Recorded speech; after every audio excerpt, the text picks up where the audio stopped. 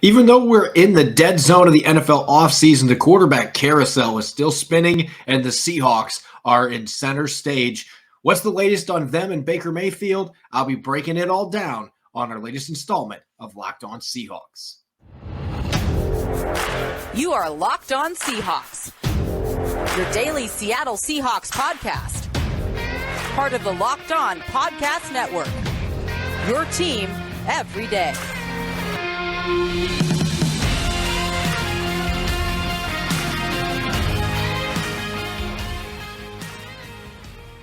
What's happening, 12s? This is Corbin Smith, your host for Locked On Seahawks.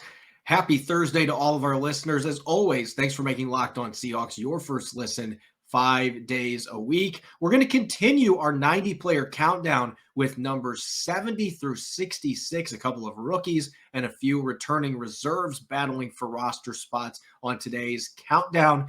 Plus, I'll be continuing our position-by-position review, checking out the pivot position. Center, the Seahawks made a few changes there this offseason. Will they be better at that position? And do they have some potential sleepers that they're ready to groom at the position? I'll be diving into the depth chart later in the show. Now for your lead story here on Locked On Seahawks. We're in the midst of a 6-week moratorium in the NFL between OTAs and the start of training camp. Typically, this time of year, there's not much going on in terms of roster decisions and trades.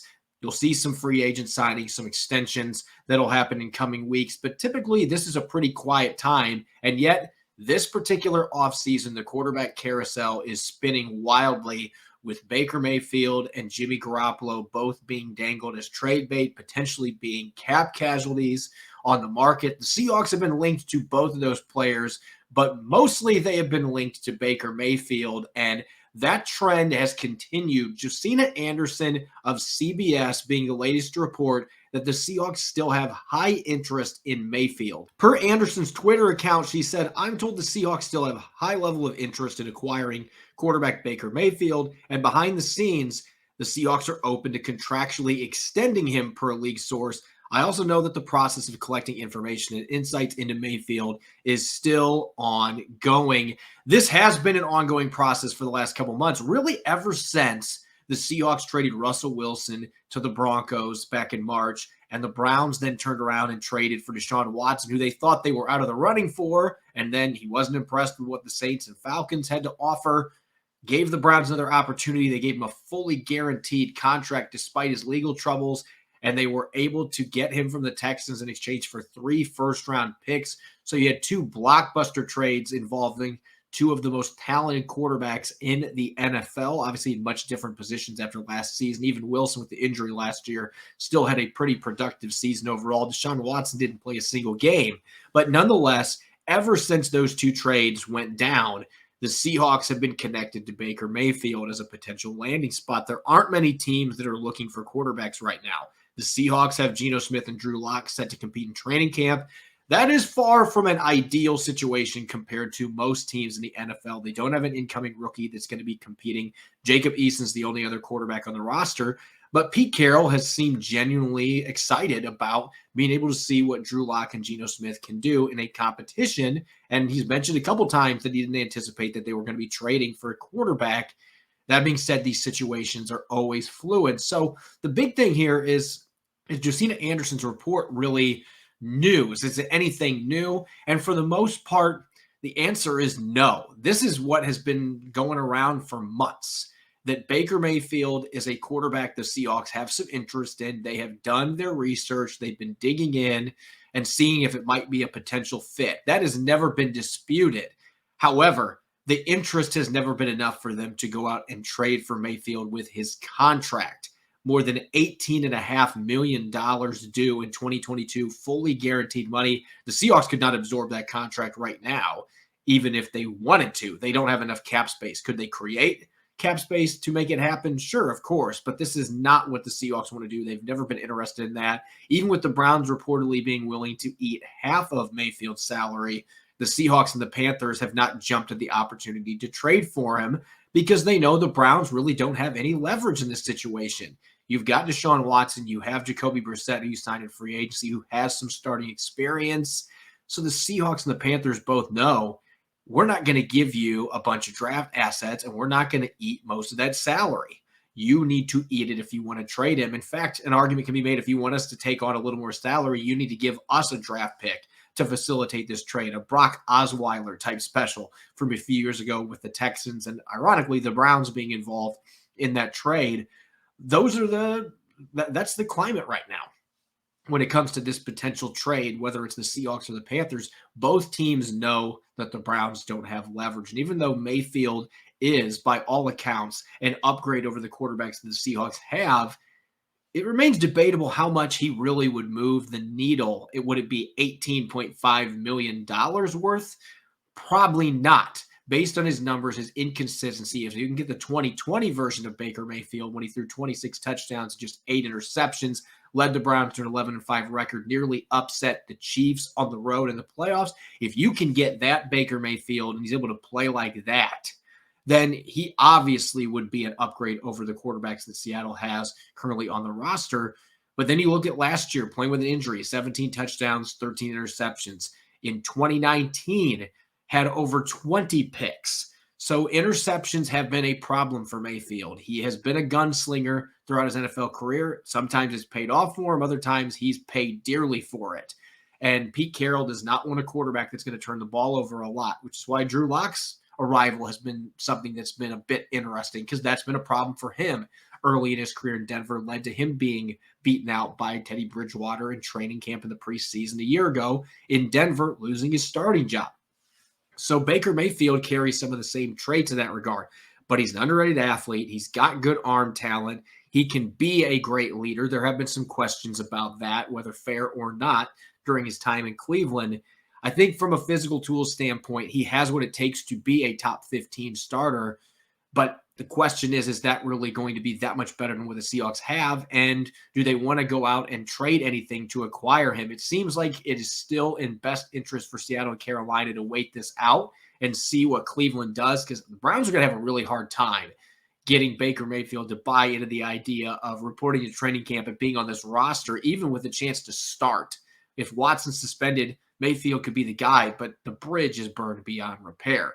So it still seems like there would be a chance that the Browns decide we just need to move on and cut ties and release. And the Seahawks and Panthers would both be jumping for that opportunity. So we'll see what ends up happening here. I wouldn't completely rule out a trade if the Browns are willing to eat 70% of Mayfield's contract just to facilitate the deal. If the Seahawks didn't feel like they had to give up much more than maybe a 6th or a 7th round pick, and they didn't have to pay most of Mayfield's salary, maybe even include an extension in there, as Anderson reports. That would be the one noteworthy thing, I think, in this report that has not been out there. People that I've talked to have not suggested the Seahawks were looking at him for a multi-year extension. That would indicate that they think he could be the long-term answer at quarterback. Nobody's really viewed it as that way, at least in the short term. He would have to prove himself to be that.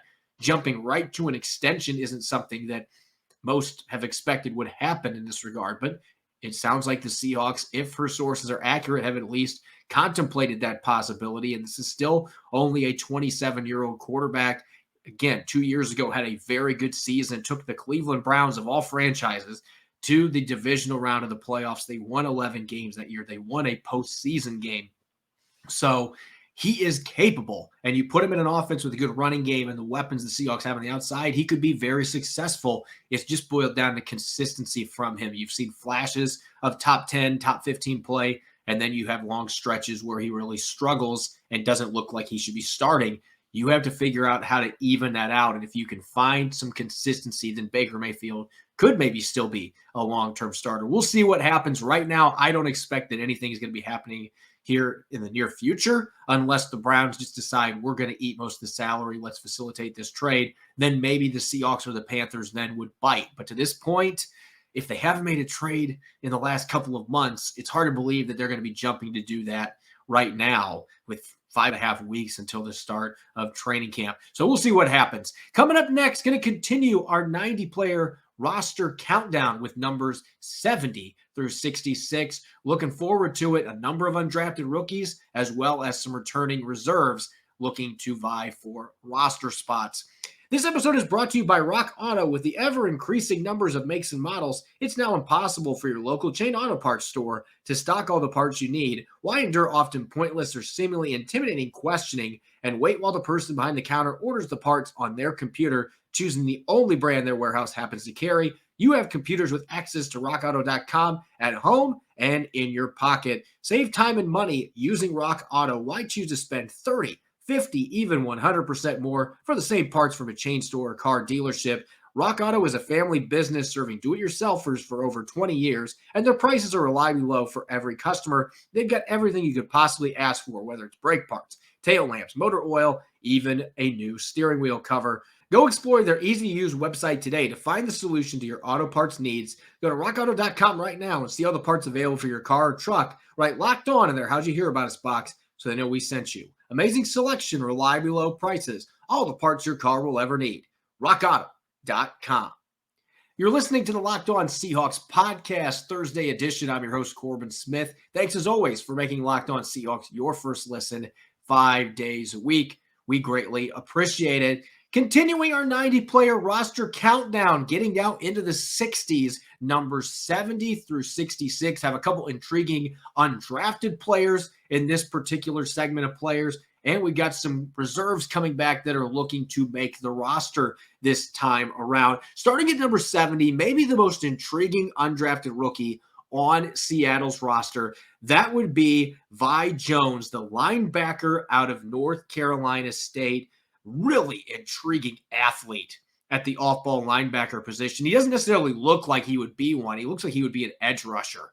He's 6'3", 225 pounds, really long arms. He's tall, lean, lengthy, and man, is he an athlete. Ran a 4.52 40-yard dash and put on a show at North Carolina State's Pro Day, and yet he didn't get drafted. You look at the numbers last year, 6 sacks and 4 forced fumbles in the ACC. With his size, also blocked a few field goals last year. He's been really good at that at the college level. Had 6 blocked field goals or extra points during his time at the college level. So this is a player that was really productive. He's got athleticism.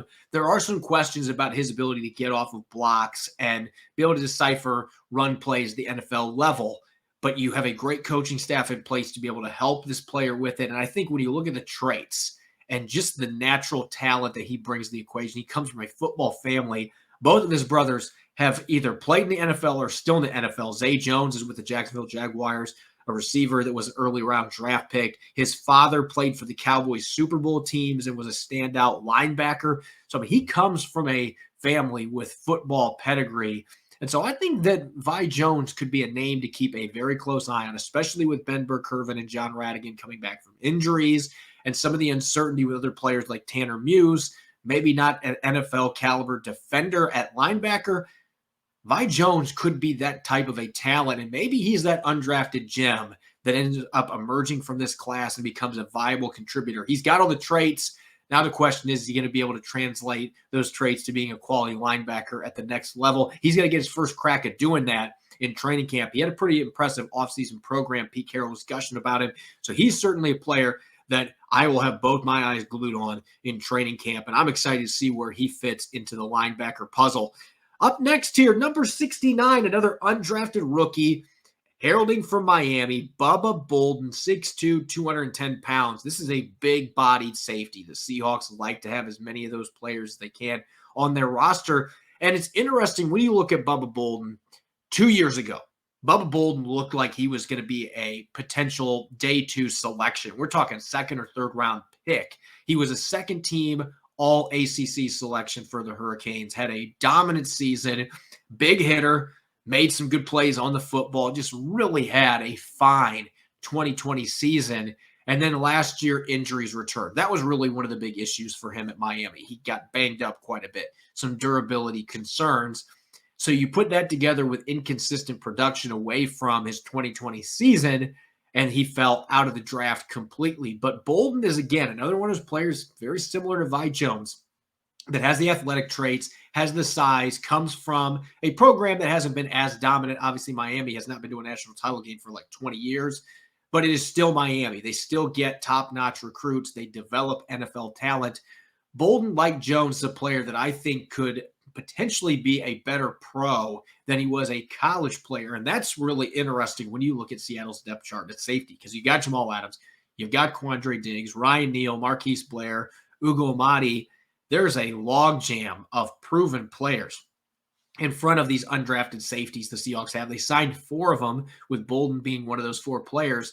And he certainly, you could make the argument, has the highest ceiling of any of those 4 players. When you watch the film from 2 years ago, again, it looked like a second or third round pick potentially, and then just didn't have a good final season with the Hurricanes. And not all of it was his fault. Again, injuries being an issue, wasn't healthy. But when he's healthy on the field, you've already seen some glimpses during OTAs, even rookie minicamp. He looks the part of an NFL safety. And I think with his hitting ability and his playing style, at minimum, he is going to be an effective special teams player for the Seahawks. I think he's going to be a guy that goes down and decks people. He can play in the box. He's played some free safety as well. So there's some versatility to his game. I don't know that he can make this roster because of the veterans the Seahawks have at safety, but you'd be smart to consider the possibility that if one of these 4 undrafted rookie safeties can make the team, Bolden might be the one that has the best shot because of his upside. He's still a little bit younger safety, his size, his athleticism, and the fact that he had the all-ACC play 2 years ago. He's shown himself to be that type of a player. Can you get that out of him in the NFL? So Bolden, another undrafted rookie that I'm going to watch closely. He's not in a good position to make this football team, but could be a strong practice squad candidate who ends up playing meaningful snaps for this team down the road, at least on special teams. Next up, a returning player who was an undrafted rookie a year ago, Josh Johnson, coming out of Louisiana Monroe. Short, stocky, powerful running back that really impressed Pete Carroll and his coaching staff during the preseason and camp.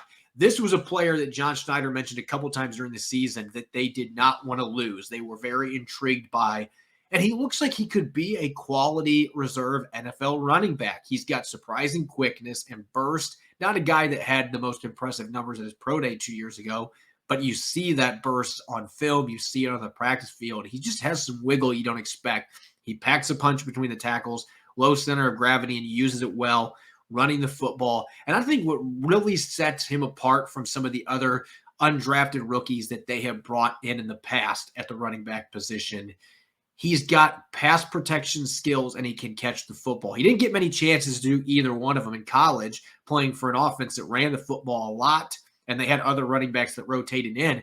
But he's pretty polished as a pass protector, made some nice blitz pickups in the preseason last year. He can catch the ball, has really soft hands. Maybe not the best route runner, but he's certainly not a liability catching the ball out of the backfield.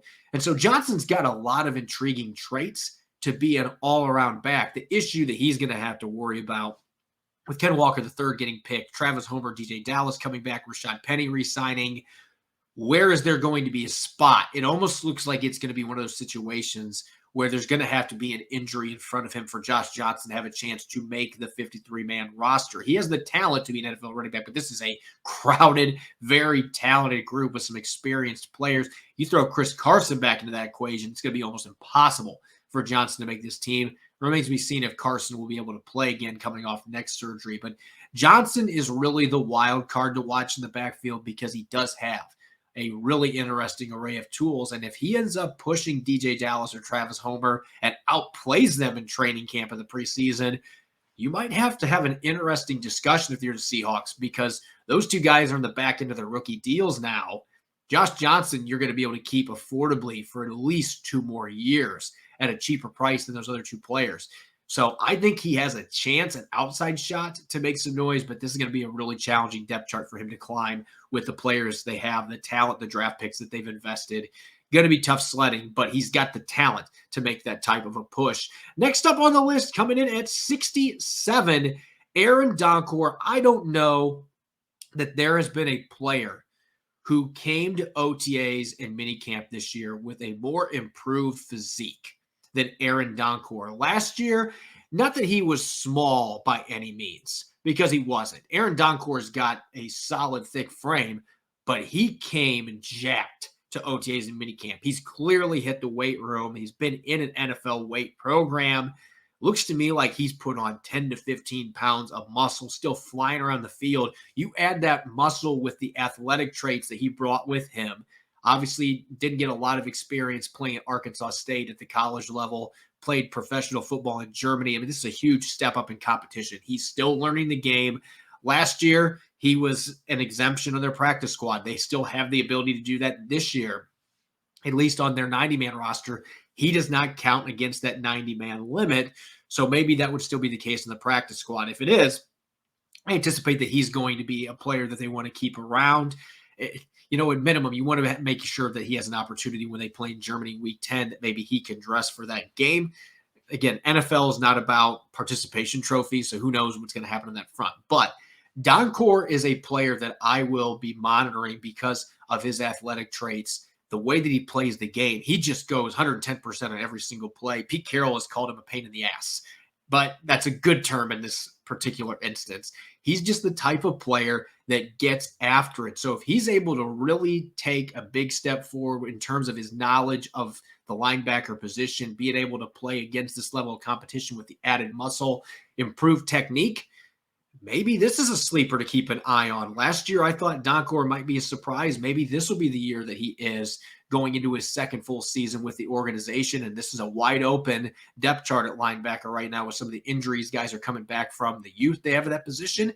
Donkor could be in a prime spot to maybe push for a spot on the 53-man roster if he can dominate on special teams and show something as a pass rusher in the preseason. And closing off this list of players, number 66, an incoming draft pick, Dareke Young, heralding from Lenore Rhine, 6'3", 223 pounds.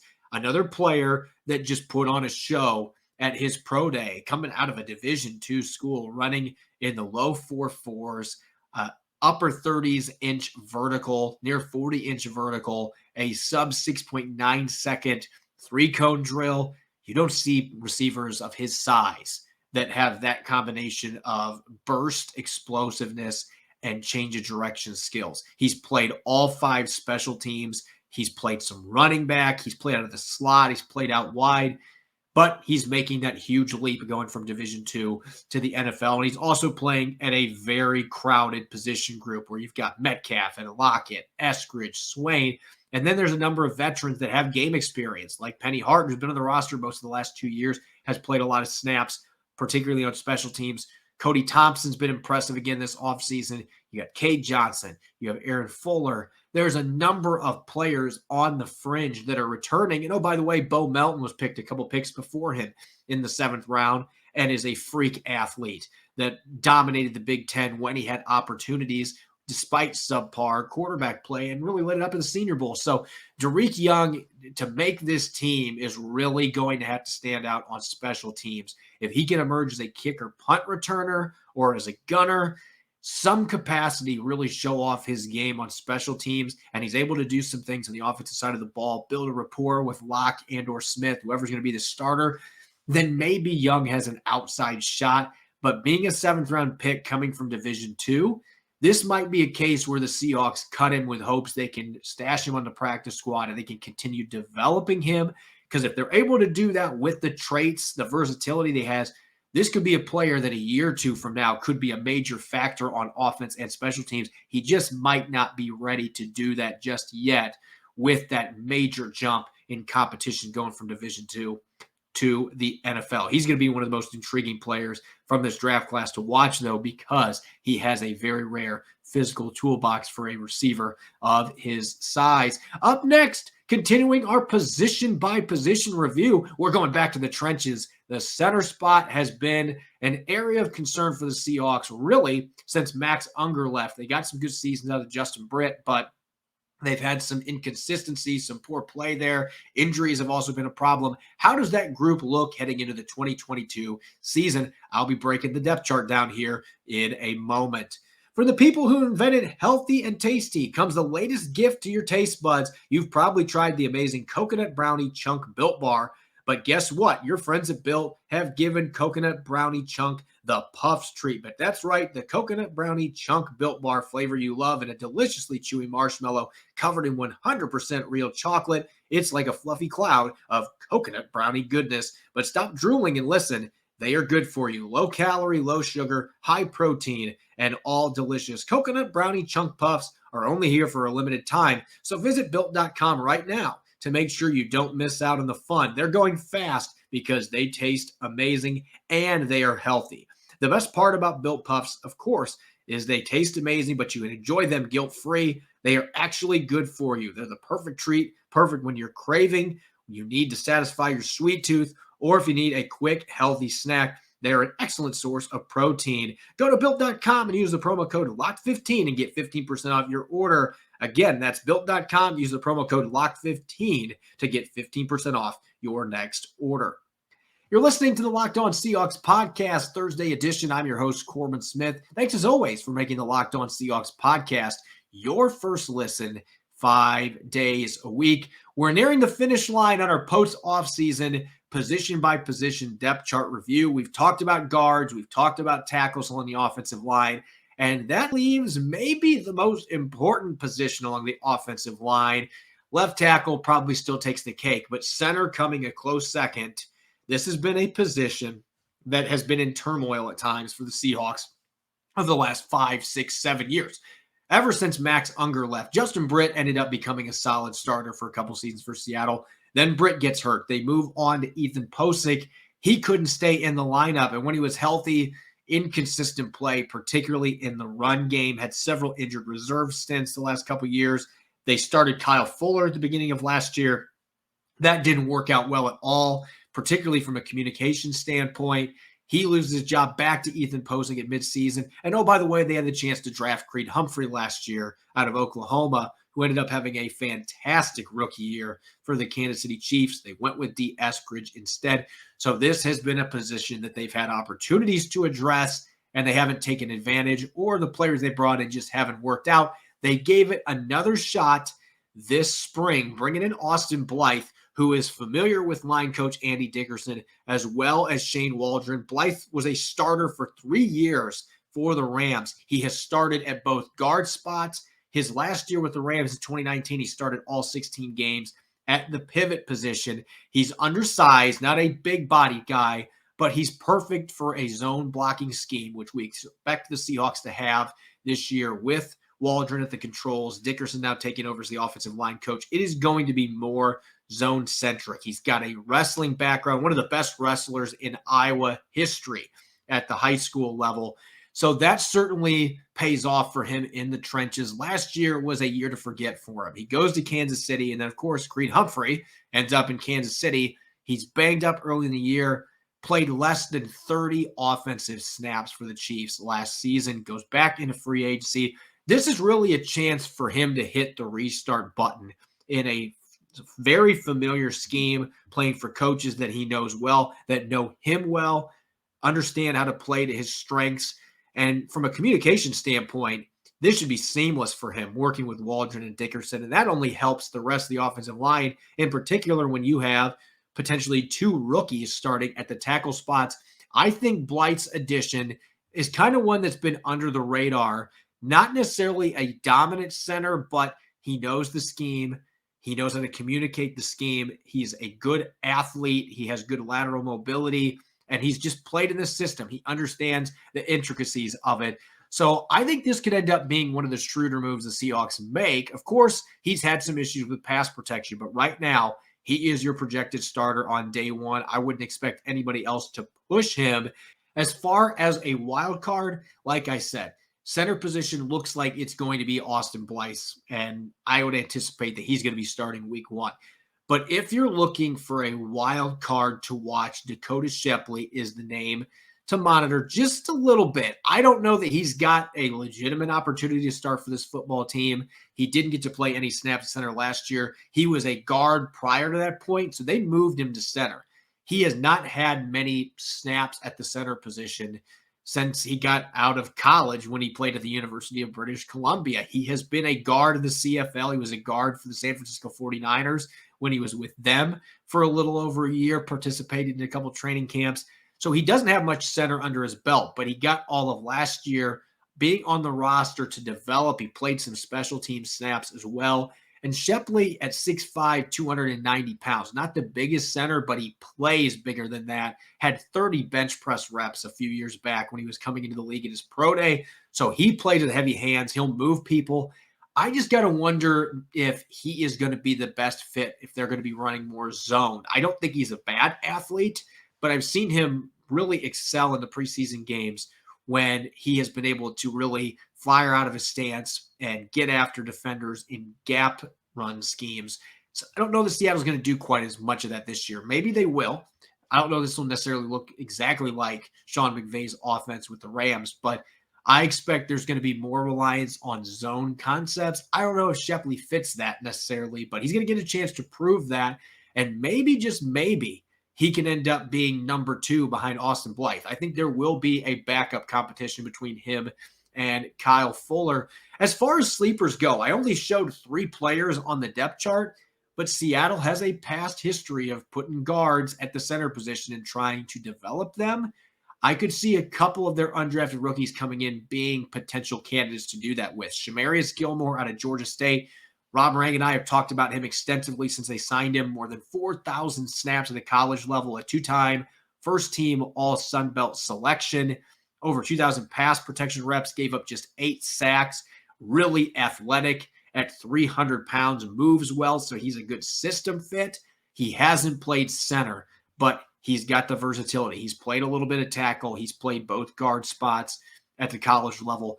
Something tells me that he could play center if they wanted to move him to that position. So he's a name to keep an eye on. And the other undrafted rookie that maybe the Seahawks could consider trying out at the pivot position would be Liam Ryan, who's coming out of Washington State, played a number of games starting across from Abraham Lucas. He's played guard. He's played left and right tackle positions. So he has versatility already in his game. He's got really short arms, though. Maybe the only chance he would have to develop into an NFL player would be giving him a shot at center. And if he can pick that up the way that he did guard as well as left tackle playing in the Pac-12, then maybe this is a player they can have on the practice squad for a year or two that over time could become a viable option at the center position for them. They need to have a young developmental player at this spot. They haven't had one for a couple of years. So maybe Gilmore or Ryan could fill that void that they've been looking for and have a center that they could try to develop and learn the position underneath Blythe and either Kyle Fuller and Dakota Shepley, whichever one of them makes the final roster. As far as bubbles go, when you only have 3 players on the roster, it's hard to list a bubble candidate, but it's got to be Kyle Fuller. As I mentioned, got the starting job in week 1 last year, kind of by default, because Ethan Posick had multiple injuries in training camp, came back too early, got banged up, and by the time he returned at the end of training camp, end of the preseason, Fuller had won that job. And so he was the starter in week 1, started a number of games, and overall just wasn't that impressive. Had some issues in the run game. Communication was a real problem. You could tell other players, Dwayne Brown in particular, were frustrated at times by the lack of communication from the center position. And so Seattle went back to Ethan Posick, even though they re-signed Fuller as a restricted free agent. Got to wonder if he's really going to be part of their plans in 2022. Dakota Shepley could push him if one of these youngsters comes in and they move him to center and really picks things up fast. Seattle might be bold and say, we're going to move forward with one of these rookies. I think Fuller's probably more on the right side of the bubble at this point, but Shepley would be the one guy that could really push him in this race. And, you know, if he plays well, it's possible Seattle might go with a younger player that they haven't gotten to see on the field at this point. They know what Kyle Fuller is. There may be more upside for Shepley as he continues to gain experience at that position. So there's a lot of pressure on Fuller here. No guarantees that he makes this roster necessarily. So he is squarely on the bubble, in my opinion. As always, thanks for making the Locked On Seahawks podcast your first listen 5 days a week. You can follow me on Twitter at Corbin Smith NFL.